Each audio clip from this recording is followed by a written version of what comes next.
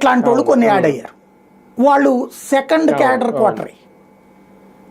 జగన్ చుట్టూ ఉండే కోటరీ ఎవరు?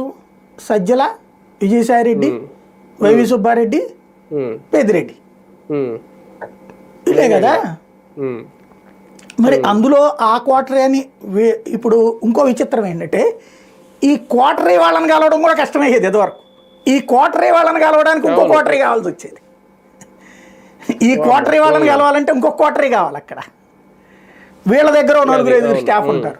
వాళ్ళకి మనం 10 సార్లు అడిగామంటే చూద్దాం చేద్దాం అని చెప్పి ఏదో ఒక శుభముహూర్తాన అవకాశం కల్పించాక వెళ్ళాక అయ్యగారు ఇట్లాగంటే ఓకే ఓకే. ఆ తర్వాత ఇలా ఏమైనా చేస్తారా?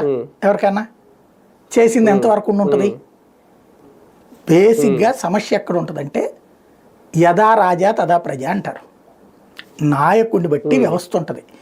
మనం నాయకుడిని తిట్టలేక కోటరీని తిడతాం. సింపుల్గా చెప్పాలంటే చంద్రబాబు విషయంలోనైనా, జగన్ విషయంలోనైనా, లోకేష్ విషయంలోనైనా, ఎవరి విషయంలోనైనా నాయకుడిని ఏమనలేక నాయకుడి పట్ల మన విశ్వసనీయత ప్రకటించేందుకోసం మిగతా వీళ్ళని దొంగల్ని చేస్తాం కామన్గా.